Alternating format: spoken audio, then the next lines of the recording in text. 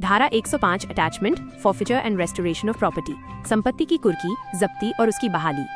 यदि कोई आरोपी अदालत के समन या वारंट के बाद भी फरार रहता है तो अदालत उसकी चल अचल संपत्ति को कुर्क अटैच करने और उसे जब्त करने का आदेश दे सकती है।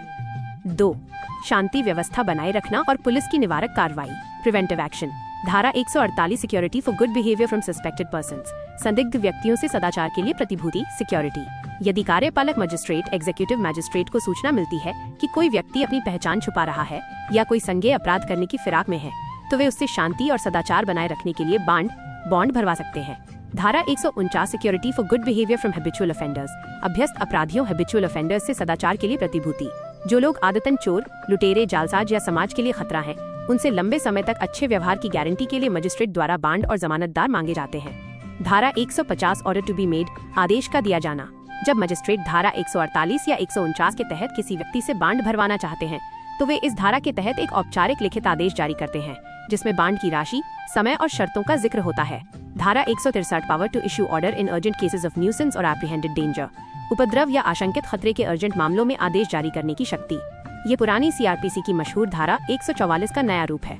इसके तहत जिला मजिस्ट्रेट एसडीएम या उपखंड मजिस्ट्रेट एसडीएम किसी इलाके में दंगा रोकने, इंसानी जान को खतरा टालने या शांति बनाए रखने के लिए भीड़ इकट्ठा होने पर रोक या कर्फ्यू जैसे आदेश जारी कर सकते हैं।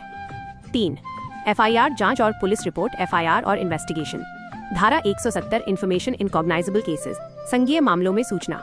ये पुरानी सीआरपीसी की धारा 154 है, यानी एफआईआर दर्ज करने का प्रावधान। बीएनएसएस के तहत इसमें एक बड़ा बदलाव किया गया है।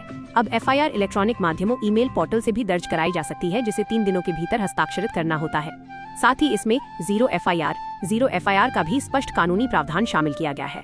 धारा 173 report of police officer on completion of investigation, अन्वेषण इन्वेस्टिगेशन पूरा होने पर पुलिस अधिकारी की रिपोर्ट। इसे आमतौर पर चार्जशीट या अंतिम रिपोर्ट कहा जाता है, जो पुरानी सीआरपीसी की धारा 173 ही थी। पुलिस अपनी पूरी जांच के बाद गवाहों के बयान और सबूतों के साथ ये रिपोर्ट मजिस्ट्रेट को सौंपती है। बीएनएसएस में इसके लिए भी डिजिटल कॉपियां जमा करने और समय सीमा तय करने के आधुनिक नियम जोड़े गए हैं।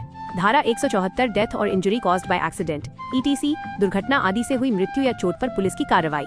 यदि किसी व्यक्ति की मृत्यु आत्महत्या, दुर्घटना या संदिग्ध परिस्थितियों में होती है तो पुलिस तुरंत कार्यकारी मजिस्ट्रेट को सूचना देती है और शव का पंचनामा, इंक्वेस्ट रिपोर्ट तैयार करती है ताकि मौत के असली कारणों का पता लगाया जा सके।